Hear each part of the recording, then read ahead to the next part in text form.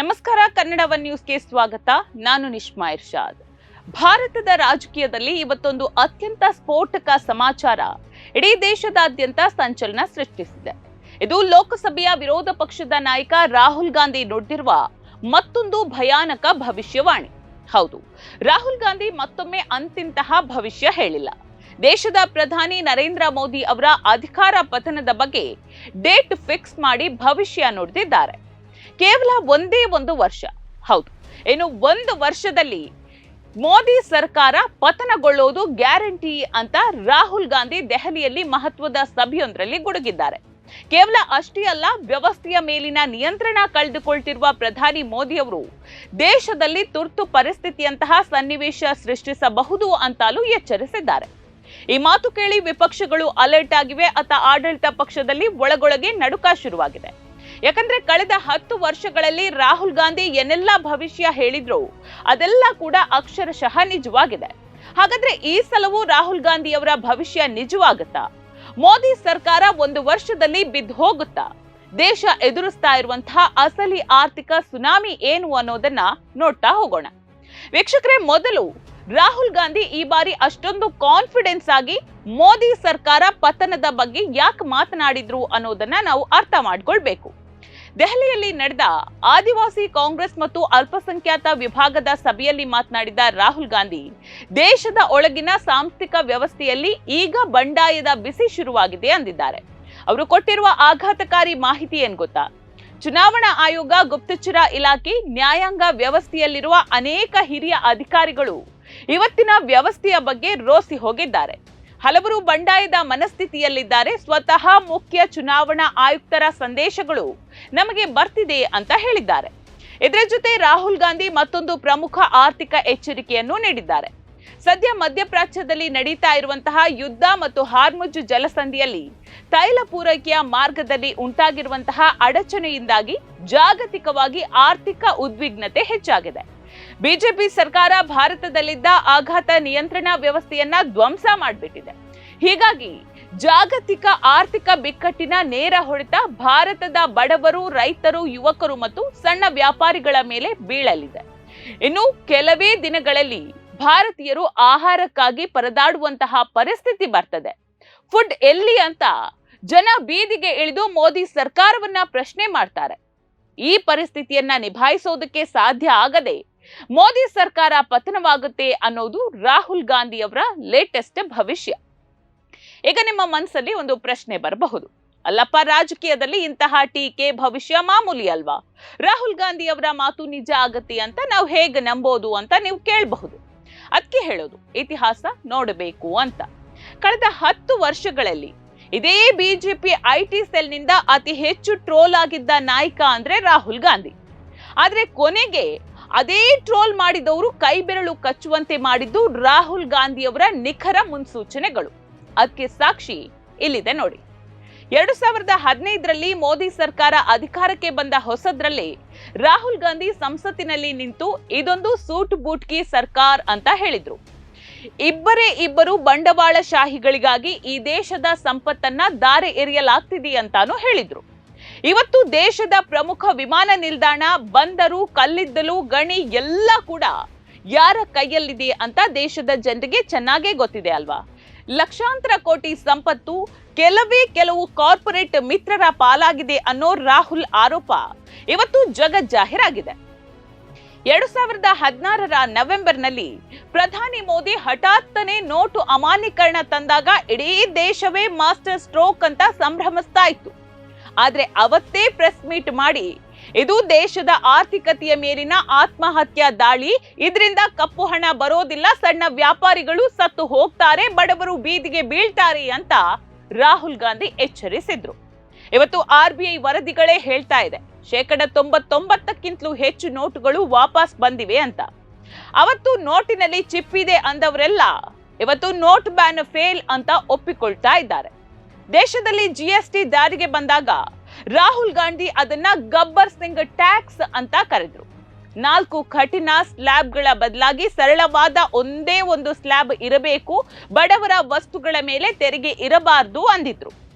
ಆರಂಭದಲ್ಲಿ ರಾಹುಲ್ ಅವರ ಮಾತನ್ನ ಲೇವಡಿ ಮಾಡಿದ ಮೋದಿ ಸರ್ಕಾರ ಕೊನೆಗೆ ಜಿಎಸ್ಟಿ ಕಾಯ್ದೆಗೆ ನೂರಾರು ಬಾರಿ ತಿದ್ದುಪಡಿ ತಂದು ರಾಹುಲ್ ಗಾಂಧಿ ಹೇಳಿದ ದಾರಿಗೆ ಬರಬೇಕಾಯಿತು. ಆರ್ಥಿಕ ಸುನಾಮಿ ಮತ್ತು ಕೋವಿಡ್ ಎಚ್ಚರಿಕೆ ಇದಿದೆಯಲ್ಲ, ಇದು ರಾಹುಲ್ ಗಾಂಧಿ ಅವರ ರಾಜಕೀಯ ಜೀವನದ ಅತ್ಯಂತ ದೊಡ್ಡ ಟರ್ನಿಂಗ್ ಪಾಯಿಂಟ್ ಅಂತಾನೆ ಹೇಳ್ಬೋದು. 2020 ಫೆಬ್ರವರಿ ಮಾರ್ಚ್ನಲ್ಲಿ ಭಾರತದಲ್ಲಿ ಕೊರೋನಾ ಕೇಸ್ಗಳು ಇನ್ನೂ 100ರ ಗಡಿಯಲ್ಲಿದ್ದಾಗ ರಾಹುಲ್ ಗಾಂಧಿ ಒಂದು ಪ್ರೆಸ್ ಮೀಟ್ ಅನ್ನ ಮಾಡ್ತಾರೆ. ಅದರಲ್ಲಿ ದೇಶಕ್ಕೆ ಆರ್ಥಿಕ ಮತ್ತು ಆರೋಗ್ಯದ ದೊಡ್ಡ ಸುನಾಮಿ ಬರ್ತಾ ಇದೆ, ಸರ್ಕಾರ ಈಗಲೇ ತಯಾರಿ ಮಾಡ್ಕೊಳ್ಳಿ ಅಂತ ಅವರು ಹೇಳಿದ್ರು. ಆಗ ಕೇಂದ್ರ ಸರ್ಕಾರ ಮತ್ತು ಬಿಜೆಪಿಯ ನಾಯಕರು ರಾಹುಲ್ ದೇಶದಲ್ಲಿ ಭಯದ ವಾತಾವರಣವನ್ನ ಸೃಷ್ಟಿಸ್ತಾ ಇದ್ದಾರೆ ಅಂತ ಗೇಲಿ ಮಾಡಿ ಅಮೆರಿಕ ಅಧ್ಯಕ್ಷ ಟ್ರಂಪ್ ಅವರ ನಮಸ್ತೆ ಟ್ರಂಪ್ ಕಾರ್ಯಕ್ರಮದಲ್ಲಿ ಬ್ಯುಸಿಯಾಗ್ಬಿಟ್ರು. ಮುಂದೇನಾಯ್ತು ಅಂತ ಇಡೀ ಜಗತ್ತೇ ನೋಡಿದೆ. ಯಾವುದೇ ಪ್ಲಾನಿಂಗ್ ಇಲ್ಲದೆ ದೇಶದಲ್ಲಿ ಹಠಾತ್ ಲಾಕ್ಡೌನ್ ಮಾಡಲಾಯಿತು. ಲಕ್ಷಾಂತರ ವಲಸೆ ಕಾರ್ಮಿಕರು ನೂರಾರು ಕಿಲೋಮೀಟರ್ ಹಸಿವು ನೀರಿಲ್ಲದೆ ರಸ್ತೆಯಲ್ಲೇ ನಡ್ಕೊಂಡು ಹೋಗುವಂತಹ ಭೀಕರ ಅಮಾನವೀಯವಾದಂತಹ ಘಟನೆಗಳು ನಡೆಯಿತು.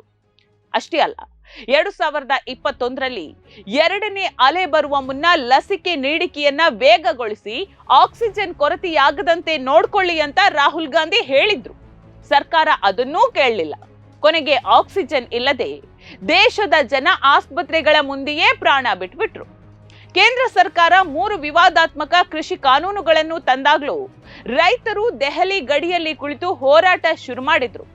ಆಗ ರಾಹುಲ್ ಗಾಂಧಿ ಮೈಕ್ ಹಿಡಿದು ನಿಂತು, ನೀವು ಬರ್ದಿಟ್ಕೊಳ್ಳಿ, ಈ ದೇಶದ ರೈತರ ಶಕ್ತಿಯ ಮುಂದೆ ಮೋದಿ ಸರ್ಕಾರ ತಲೆ ಬಾಗಲೇಬೇಕು, ಈ 3 ಕರಾಳ ಕಾನೂನುಗಳನ್ನ ವಾಪಸ್ ಪಡೆಯಲೇಬೇಕು ಅಂತ ಭವಿಷ್ಯ ನುಡಿದಿದ್ರು. ಸರ್ಕಾರ 1 ವರ್ಷ ಹಠ ಹಿಡಿದ್ರು. ಕೊನೆಗೆ 2021ರ ನವೆಂಬರ್ 19ರಂದು ಸ್ವತಃ ಪ್ರಧಾನಿ ಮೋದಿಯವರೇ ಟಿವಿ ಮುಂದೆ ಬಂದು ಕೃಷಿ ಕಾಯ್ದೆಗಳನ್ನ ವಾಪಸ್ ಪಡೆಯುತ್ತಿರುವುದಾಗಿ ಘೋಷಿಸಬೇಕಾಯಿತು. ವೀಕ್ಷಕರೇ, ಹಿಂದಿನ ಈ ಎಲ್ಲ ಉದಾಹರಣೆಗಳನ್ನ ನೋಡಿದಾಗ ನಮಗೊಂದು ವಿಷಯ ಸ್ಪಷ್ಟ ಆಗುತ್ತೆ.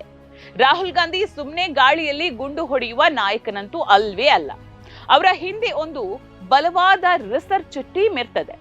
ಹಾಗಾದ್ರೆ ಇವತ್ತು ದೇಶದ ಸದ್ಯದ ಪರಿಸ್ಥಿತಿ ಏನು? ರಾಹುಲ್ ಗಾಂಧಿ ಹೇಳಿದಂತೆ ಮೋದಿ ಸರ್ಕಾರ 1 ವರ್ಷದೊಳಗೆ ಬಿದ್ದು ಹೋಗುವಂತಹ ಲಕ್ಷಣ ಕಾಣ್ತಾ ಇದೆಯಾ?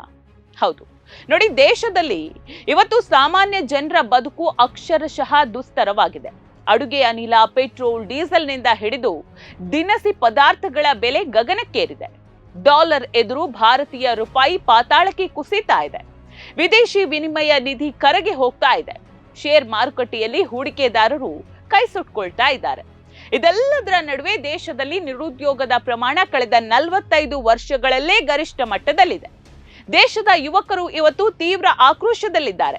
ಸರಣಿ ಎಕ್ಸಾಮ್ ಪೇಪರ್ ಲೀಕ್ಸ್ಗಳು ಇಡೀ ಯುವ ಸಮುದಾಯದ ಭವಿಷ್ಯವನ್ನ ಕತ್ತಲೆಗೆ ದೂಡಿದೆ. ದೇಶದಲ್ಲಿ ಇವತ್ತು ಡಿಜಿಟಲ್ ಕ್ರಾಂತಿ ನಡೆಸಿರುವ ಜೆನ್ಸಿ ತಲೆಮಾರಿನ ಯುವಕರು ಸರ್ಕಾರದ ನೀತಿಗಳ ವಿರುದ್ಧ ಡಿಜಿಟಲ್ ದಂಗೆ ಎದ್ದಿದ್ದಾರೆ. ಸಾಮಾಜಿಕ ಜಾಲತಾಣಗಳಲ್ಲಿ ಸರ್ಕಾರದ ವೈಫಲ್ಯಗಳನ್ನ ತರಾಟೆಗೆ ತೆಗೆದುಕೊಳ್ತಿದ್ದಾರೆ. ಇವತ್ತು ದೇಶದಲ್ಲಿ 4-5 ಜನ ಪ್ರಭಾವಿ ಬಂಡವಾಳಶಾಹಿಗಳನ್ನ ಬಿಟ್ರೆ ಬೇರೆ ಯಾರು ಕೂಡ ಖುಷಿಯಾಗಿಲ್ಲ.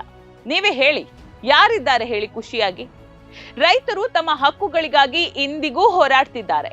ಕಾರ್ಮಿಕರ ಕಷ್ಟಗಳು ಮುಗಿತಾ ಇಲ್ಲ. ಅಲ್ಪಸಂಖ್ಯಾತರಲ್ಲಿ ಒಂದು ರೀತಿಯ ಆತಂಕ ಮತ್ತು ನೋವಿದೆ. ಮಹಿಳೆಯರು ಸುಖವಾಗಿಲ್ಲ. ಅಸಂಘಟಿತ ವಲಯದ ಬದುಕು ನಾಶವಾಗಿದೆ. ಎಲ್ಲ ವರ್ಗದ ಜನರ ಆಕ್ರೋಶ ಈಗ ಒಗ್ಗಟ್ಟಾಗಿ ಸ್ಫೋಟಗೊಳ್ಳುವ ಹಂತಕ್ಕೆ ಬಂದು ತಲುಪಿದೆ. ಇದನ್ನೇ ರಾಹುಲ್ ಗಾಂಧಿ ಗ್ರಹಿಸಿರೋದು. ಲೋಕಸಭೆಯಲ್ಲಿ ಬಿಜೆಪಿಗೆ ಸ್ವಂತ ಬಲದ ಬಹುಮತ ಇಲ್ಲದೆ ಇರಬಹುದು, ಆದ್ರೆ ಎನ್ಡಿಎ ಮೈತ್ರಿಕೂಟದ ಸರ್ಕಾರ ಅಧಿಕಾರದಲ್ಲಿದೆ. ಹಾಗಿದ್ದಾಗ 1 ವರ್ಷದ ಒಳಗೆ ಸರ್ಕಾರ ಪತನವಾಗಲು ಹೇಗೆ ಸಾಧ್ಯ? ರಾಜಕೀಯ ವಿಶ್ಲೇಷಕರ ಪ್ರಕಾರ ರಾಹುಲ್ ಗಾಂಧಿ ಅವರ ಈ ಭವಿಷ್ಯದ ಹಿಂದೆ 2 ಪ್ರಮುಖ ಲೆಕ್ಕಾಚಾರಗಳಿದೆ. ಚಂದ್ರಬಾಬು ನಾಯ್ಡು ಮತ್ತು ನಿತೀಶ್ ಕುಮಾರ್ ಅವರಂತಹ ಪ್ರಾದೇಶಿಕ ನಾಯಕರ ಬೆಂಬಲದ ಮೇಲೆ ಈ ಸರ್ಕಾರ ನಿಂತಿದೆ. ದೇಶದಲ್ಲಿ ಆರ್ಥಿಕ ಬಿಕ್ಕಟ್ಟು ತೀವ್ರವಾಗಿದೆ. ಜನಸಾಮಾನ್ಯರ ಆಕ್ರೋಶ ಹೆಚ್ಚಾದಾಗ ಈ ಮೈತ್ರಿ ಪಕ್ಷಗಳು ತಮ್ಮ ಸ್ವಂತ ರಾಜಕೀಯ ಅಸ್ತಿತ್ವಕ್ಕಾಗಿ ಸರ್ಕಾರದಿಂದ ಬೆಂಬಲ ವಾಪಸ್ ಪಡೆಯುವಂತಹ ಸಾಧ್ಯತೆಯನ್ನ ಇಲ್ಲಿ ತಳ್ಳಿ ಹಾಕುವಂತಿಲ್ಲ.